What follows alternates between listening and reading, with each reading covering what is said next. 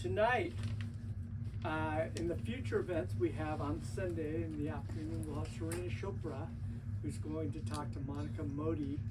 It's a poetry afternoon, so please come back on Sunday for the poetry afternoon. Tonight, we are so pleased.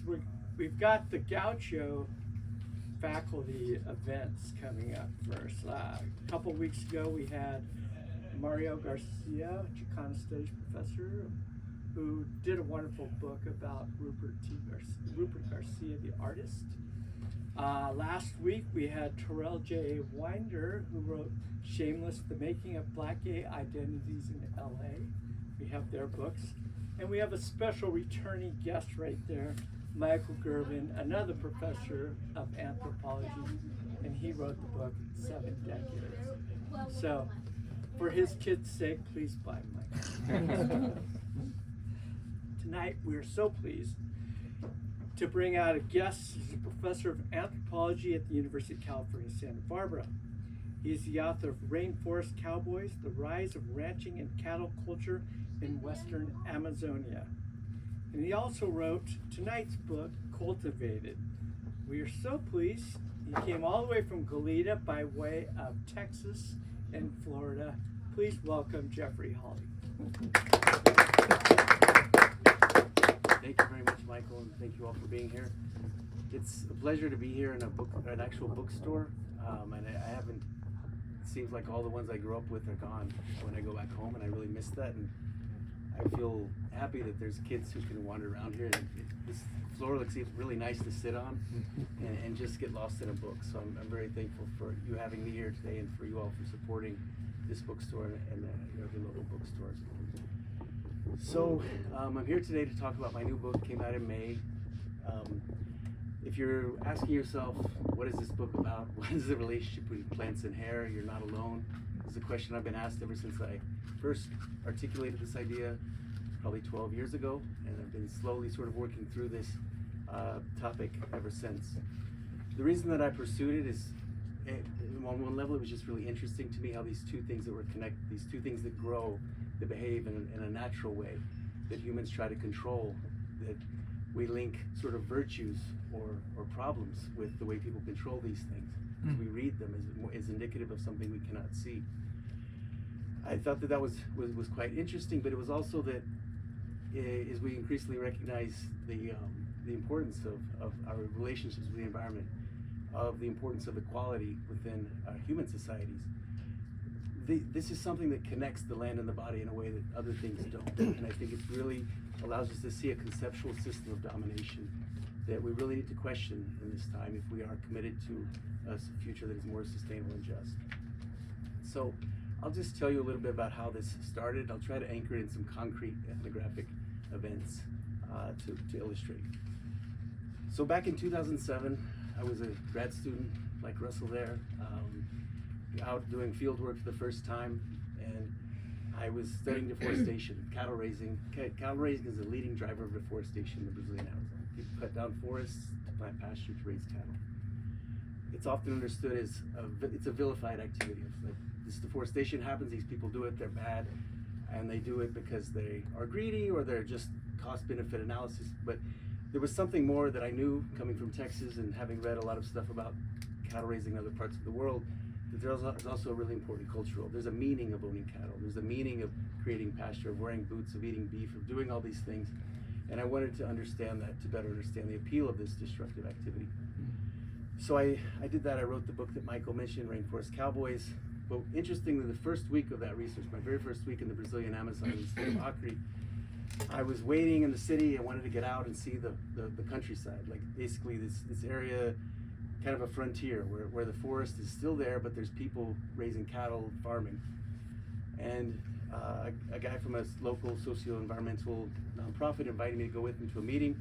I was very happy. We went to the meeting, and then we were coming back, and he asked me if I wanted to go meet a woman that he had worked with on an agroforestry or sustainable agroforestry system. So an alternative to these monocultural, destructive agricultural practices, something that is more sustainable, integrated plant system. So he wanted to go, so we pulled off. We went off the main road on this side road over hills, I didn't know where we were going. And we pull off on the side. There's a big wooden gate. We start walking through, and it's just pasture everywhere, right? And he's like, the house is over there. You can't see it yet. And I'm like, okay, great. And then it starts to get a little bit worrisome. Because he starts talking about, he says, wow, this pasture's so beautiful. He says, it's been limpinho. It's nice and clean. In Portuguese, he's saying these things. He's just talking about how beautiful it is. And first of all, to me, as this environmentalist coming from the United States who studies deforestation, I'm like, this is the opposite of beautiful to me. That forest way over there that no one wants is beautiful. And this is an environmentalist who thinks like me, right? But he still sees the beauty in this pasture. And then he's saying that it's clean, and I'm just baffled by like, how's this clean? Like, how is anything in nature clean? And so I'm just sitting there thinking, what's going on here? What have I gotten myself into? And then he starts asking questions of like, how's Dona Daniela doing? I wonder if she's still in the battle. I wonder how her projects turned out. And I certainly can't answer these questions. So we can't see the house. We're walking. I'm like, what's going on? Finally, we come to the crest of the hill. We go down to the house, and we see Dona Daniela, and we meet her, and everything is in fact great. What's interesting, and that I didn't realize it then, that was just like a memory tucked away. First week of field work in the Brazilian Amazon for a long time. But then I would do more of these interviews with people, and as we'd walk, my guides or the people I was walking with would be like, we'd walk through the pasture. If it was clean, they'd say, a hard worker lives here, a good person lives here, someone who is productive lives here. And if it was messy or sujo, dirty as they call it, which means it had weeds or it was kind of dead. Imagine a lawn with like bald spots and like some weeds and the edges aren't perfect. They would say, this is a lazy person, or this is maybe they're on vacation, they're dead. Did some lazy person buy this? So basically they would read the landscape and attribute it to not only a person but to the character of that person and their position within a hierarchy within Brazil, in which good upstanding citizens can transform nature, and those who didn't control it were seen as suspect or problematic. And so this was a system of, I began to see what I call this imprint of cultivation, which essentially is where you had this forest that was a wild, it was wilderness, right? It was viewed as not a human space. It was transformed into another form of plants, but it was a monoculture, and it was shaped in a way that people could clearly say, you clearly knew people lived there, right? Because of this, as opposed to the forest was seen as a place of animals or of humans who were less than sort of modern subjects. And so I began to get interested in this. How does the way we shape plants relate to who we are, how we're seen by others on the inside? And so now, if you begin to think about, okay, well, what's that have to do with hair? They both grow naturally. They both behave. They behave in similar ways. We connect them: tendrils, stubble, bush, all these sorts of terms we have, especially in botanical terms. Tons of them are like old man's beard, and there's these other scientific terms. So there's popular terms, these scientific terms. We connect them, and when they're connected, it's not idiosyncratic or haphazard. It's because they look the same or they behave the same. And similarly, what you do with them is you use similar tools to create this imprint of cultivation: scissors and shears, clippers of vegetation, bush clippers, or the trimmers of a beard. They're all using similar things because they are fundamentally similar in a material nature or essence. There's obviously not, you can't compare everything in nature. There's very specific circumstances under which they're connected. But the reason that this came to me was because that guy I was walking with was an environmentalist, and he had long hair, which is, so I was doing research with the environmentalists, but also with the ranchers and the cowboys, who viewed any man with long hair as being problematic and worrisome, right? And so, so he was literally called dirty, and it was because he transgressed those sort of boundaries of where it should grow and how it should be managed. And there were a lot of people within Acre in the state where I did my research who rejected these boundaries on the body as well. Feminists, Afro-Brazilian rights advocates, different environmentalists, hippies, artists, people who basically disagree with the status quo and who are read by those more traditional segments of the population as being suspect and dirty internally, as in like they want to tear this beautiful world of development down. And so there was this linking of landscapes and plants with the plants and the hair that I began to notice. And what it was this imprint was also written on the body. If you think about like, there have to be clear edges, uniform density. It really depends on if you're talking about a topiary bush or a lawn, or like, but these parallels are made. But there's an interesting thing that happens in that positive forms are usually linked with other positive forms, like corn silk or this sort of thing, versus like the bush or stubble, these sort of less positive forms. And so you see this in Brazil in particular in terms of racial classification systems of good hair and bad hair, kind of being like plants and weeds and how these are sort of understood. But they can, unlike plants, these hair can be transformed and made into other forms. And so they're not exactly the same, obviously, but there are these parallels that are worth scrutinizing and understanding. And so in the book, I follow that imprint from plants to the body and try to understand it. And if this were, for a long time, until about 2 years ago, this was a book that had In Frontier Amazonia in the title of it. And that's what anthropologists do. They write books about other places, about other cultures, about other people that are often different.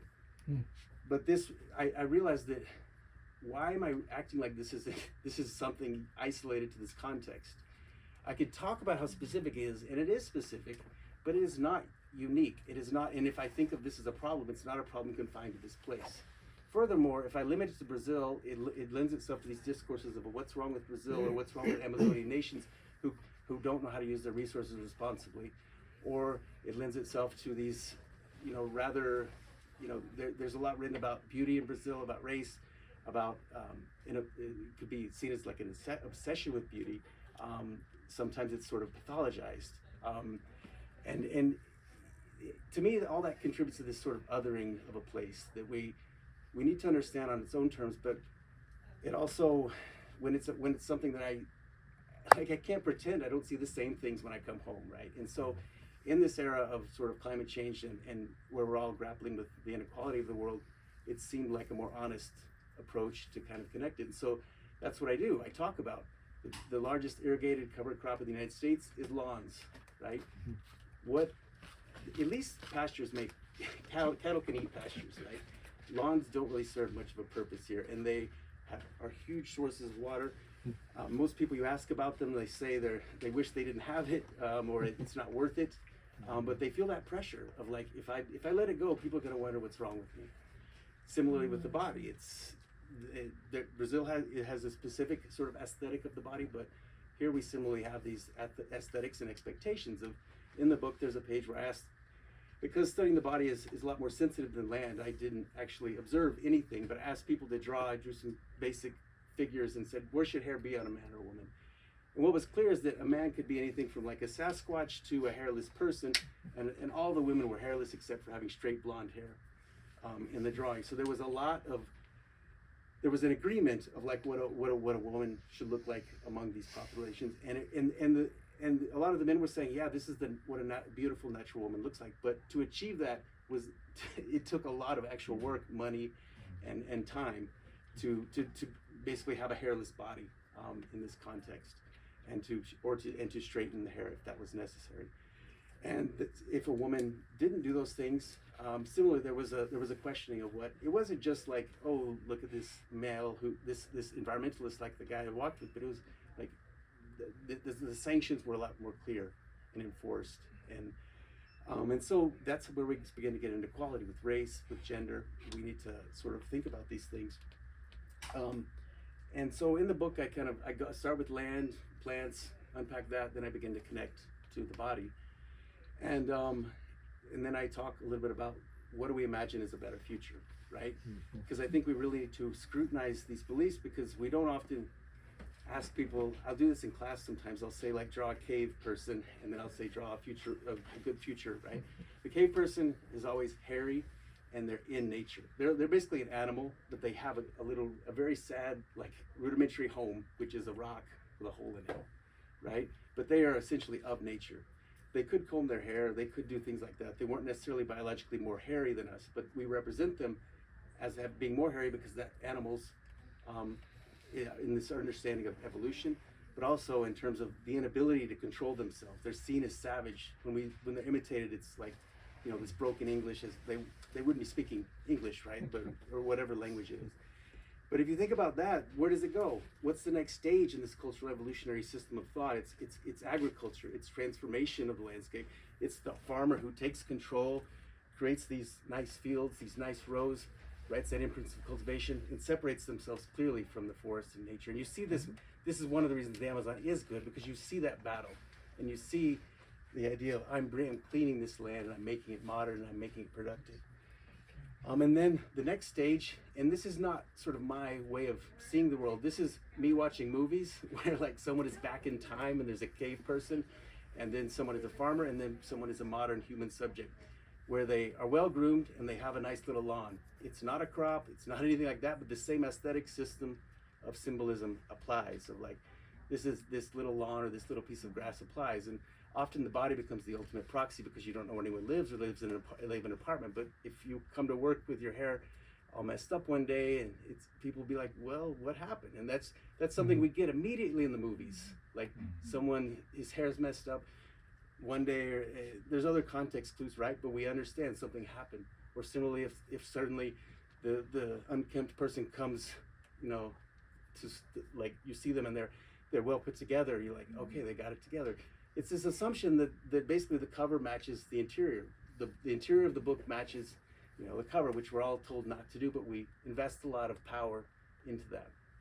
And so the next stage, when you think about the future, right, is if it's a bad one, then basically you have the caveman, but you have skyscrapers and other junk from our time covered in plants, right? Because the plants have escaped.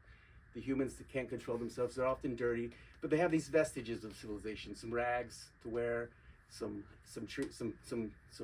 vine-covered skyscrapers. But if it's a good future, this idea of leaving nature, leaving the muck, leaving and actually going. Well, next is skyscrapers, right? The most modern things in Brazil are the skyscrapers of Sao Paulo, and people sort of, it's not this understanding of like, let's get more separate, but it's nonetheless related to this idea of like, keep going up, keep going away, and then on a spaceship, right, where you don't take any nature unless you want it. It's just you.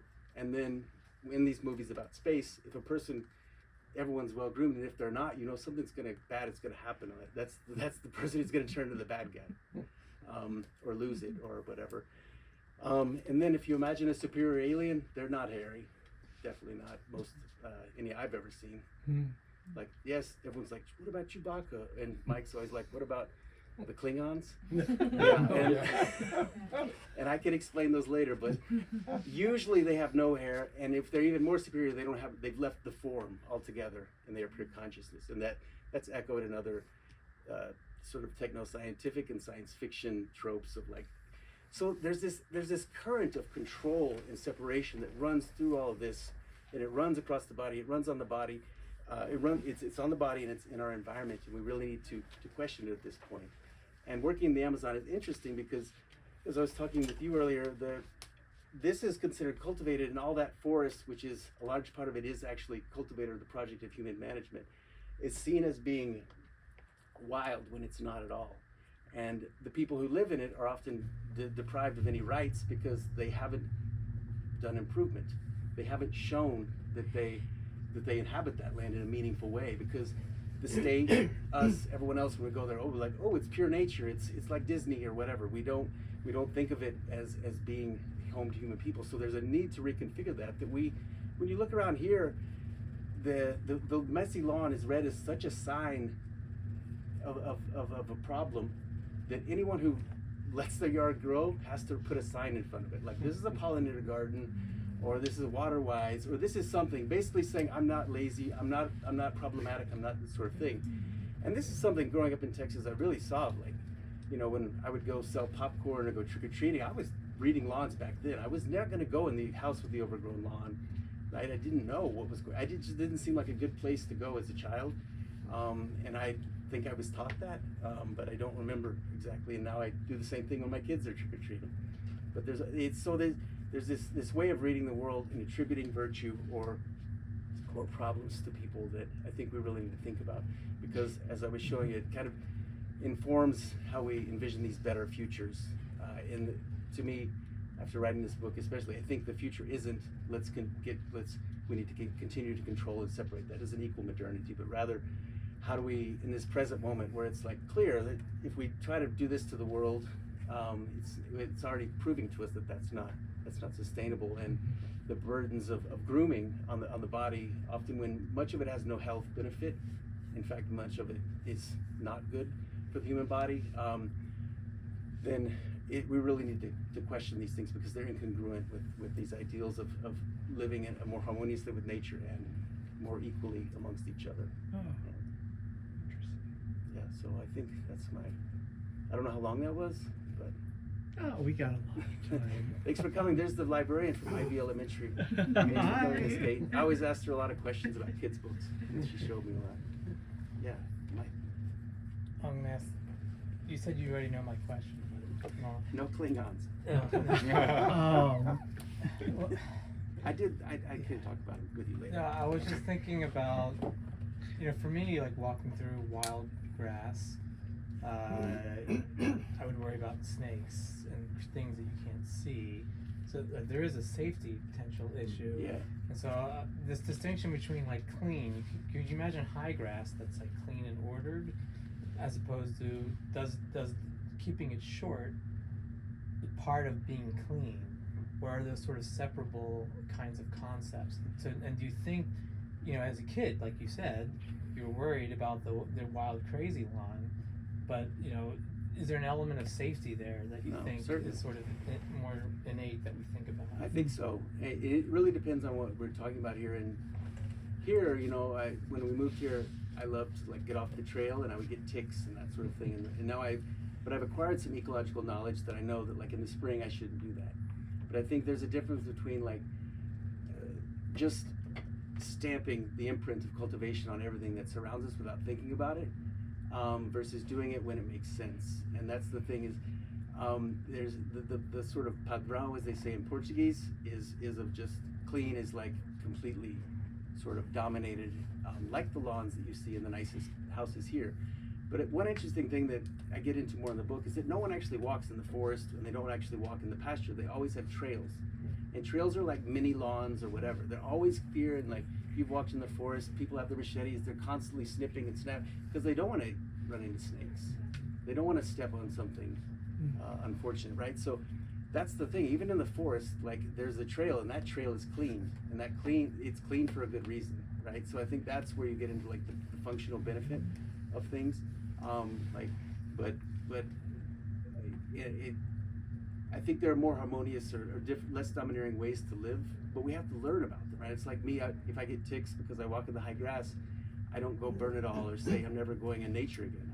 I like figure it out. I do research. I stay on the path most of the time, whatever. But it's sort of like how do we begin to engage as opposed to sort of just inheriting and perpetuating this ingrained aesthetic. And with hair too, it's not like I'm advocating for everyone to just let stuff grow, but just to think more about like what is required of the average person, and how does that vary by race, class, and other attributes. And because a lot of what is done, it does, like just in simple terms, there's expense, there's discomfort, and there's health effects as people have studied. So it's but the pressure is such that like if I say we should scrutinize and think about these things, it's not going to change it, right? So it's like these pressures are real. Yes, did you have a question? I was just thinking that way back when, before we had industrialization and all that, land was cultivated out of necessity, not a choice really. And the aesthetics that came with it were really just a byproduct. Yes. I think. At least that's my opinion. And so I'm wondering, where did this turn into a choice that we started making without needing to? And when did it become such a symbol of status in certain parts of the world? And I will just say golf course. Golf course is a good example. Yeah. That's a hard question, and that's one I've tried to get into in chapter 4. I try to grapple with that because there is no clear sort of link, and there's also, you have foragers who are not agriculturalists, but they nonetheless groom, and not everything matches up in that way. Agriculture has been done for a lot longer. Grooming and clothing and these sorts of things, they all have their different time periods, and they arose from different unique sort of contexts. But I think this question of that you're asking about it's essentially, I see it as the imprint of cultivation. It's really interesting how it's basically rid of the tools that we have, right? Like a plow does not make this perfect line like a combine harvester that costs hundreds of thousands of dollars. Similarly, you can groom differently if you have like lasers, if you have herbicide, if you have like different chemicals. You can groom if you have the straight edge of scissors that are steel versus whatever the predecessor to steel tools that were used to groom were.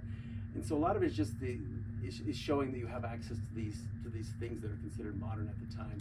And yeah, the tractor leaves an imprint, the plow leaves an imprint. The first sort of stage of that is cutting down the forest or whatever's in the way. And then in this context, at least, you have people who are doing rudimentary, compared to this big agricultural system, they're doing slash and burn agriculture. So it looks like it's not natural, right? But there's plants and it's cleared, then pasture, and then after that, if the land is suitable, people will, if they have enough money, they'll go to like an industrial agricultural system. But your question is really interesting in terms of that. That was something that I've thought about, is how the tools really dictate this. Yeah. Yes. Wouldn't you say that, how do I say it, religious influences were behind the cleanliness? I think it's certainly a factor is involved in that. Ideas of purity and of hard work, and God dividing in Genesis the land and having these very binary, good, bad, human should subdue the world. And it's not inherently, implicitly, it's not said explicitly, but you know, that humans should stamp their sort of presence onto the land and onto the world.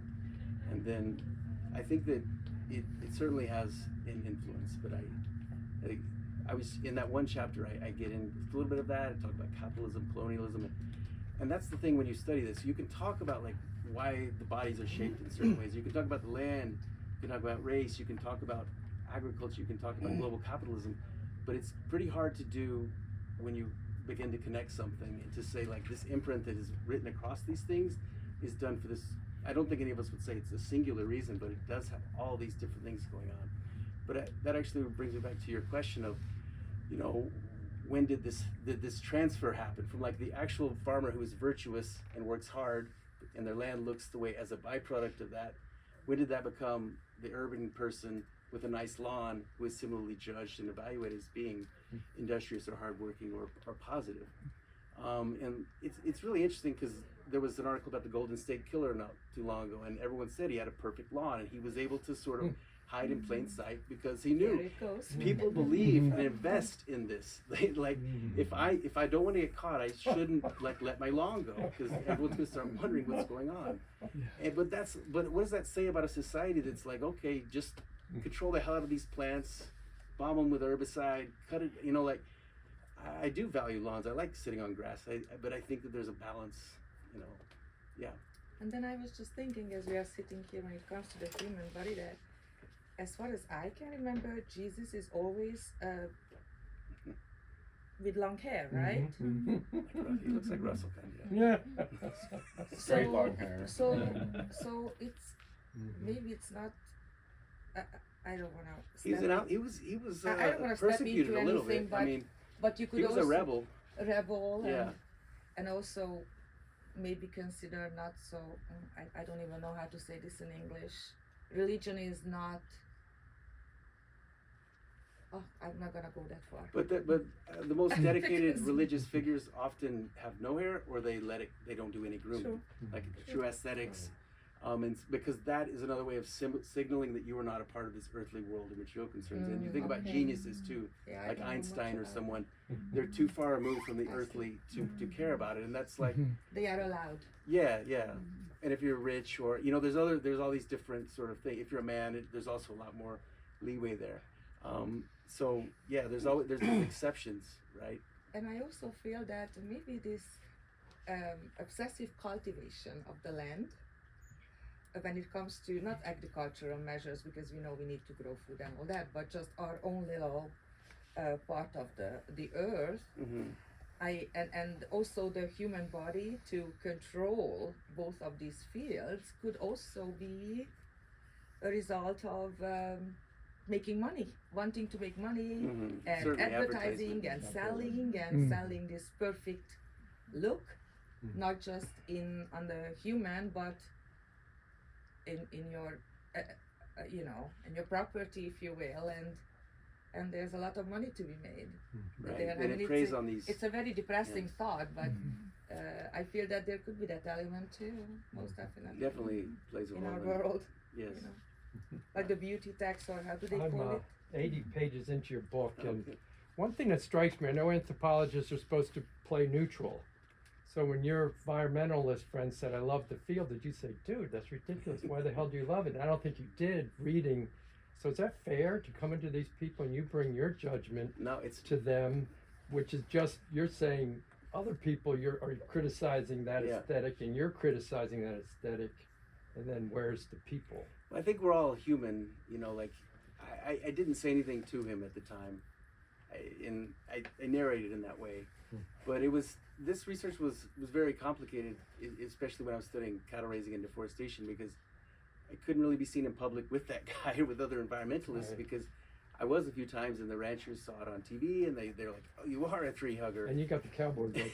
Yeah, so this research was complicated. This hair and plants research was less so, but I think that anthropologists have become increasingly, a long time ago, sort of did away with this idea of being objective in the field because we are so embedded, and most anthropologists, they have a clear sense of like what's right and wrong, and that kind of leads them to study what they did. And for a long time, that's why my research was so out of the mainstream, because most anthropologists of the Amazon work with indigenous groups and they are aligned with that and no one questions that.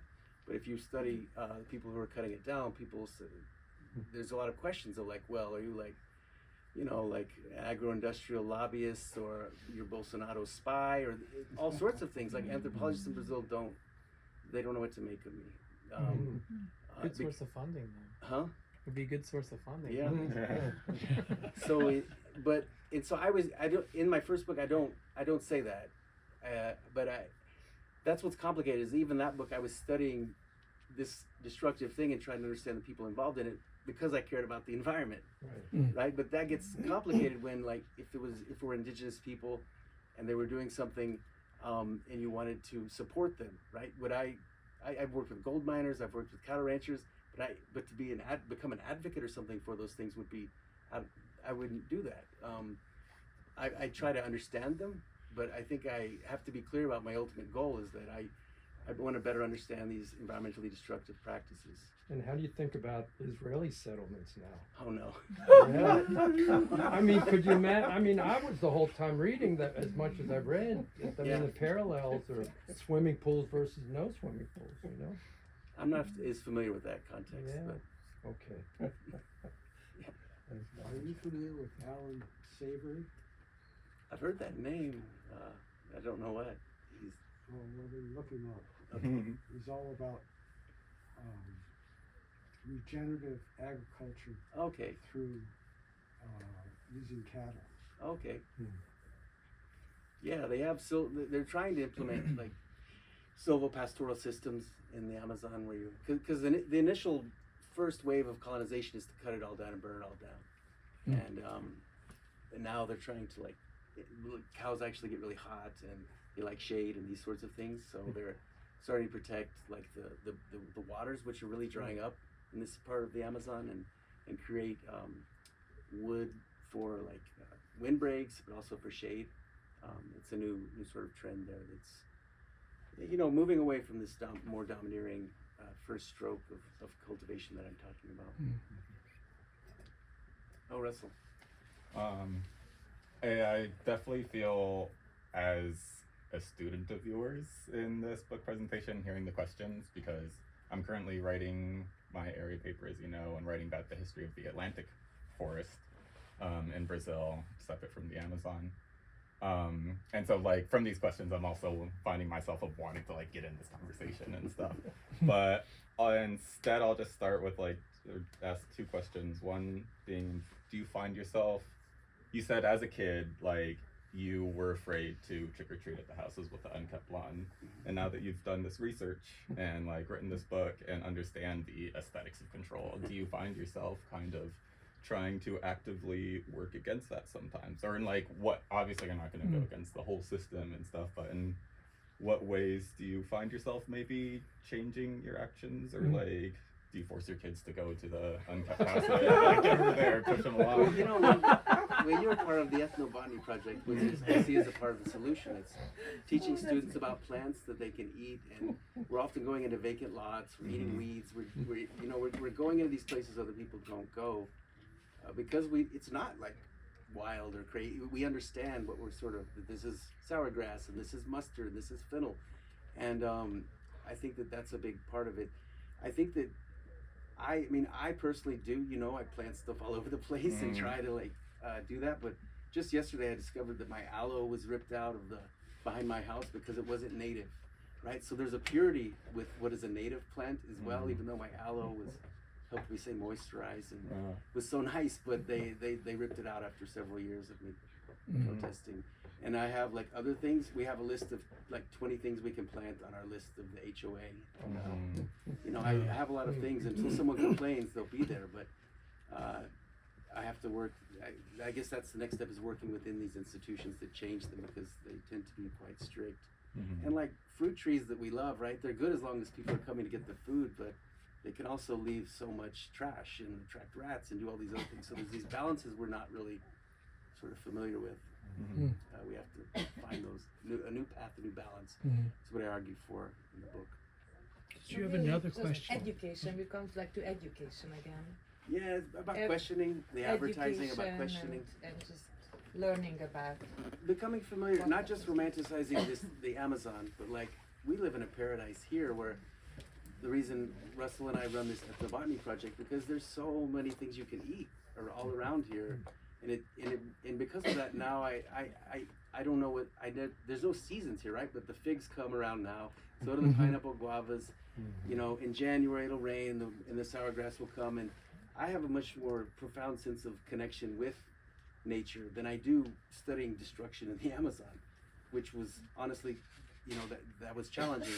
It's challenging in terms of someone who does, as I said, is an environmentalist on some level. So that's what I think we're trying to do, and that's probably what my next book is about, is like how do we create these connections among populations who think of themselves as separate and who romanticize faraway places and populations that they assume live harmoniously with nature, rather than outsourcing sort of all the sacrifice to those populations. How do we begin to live more harmoniously, rethinking our lawns, not eating only things wrapped in plastic that we buy at the store when they're growing on the corner, and we're not going to get in trouble for harvesting them, right? So, but it requires like a lot of ethics, a lot of understanding.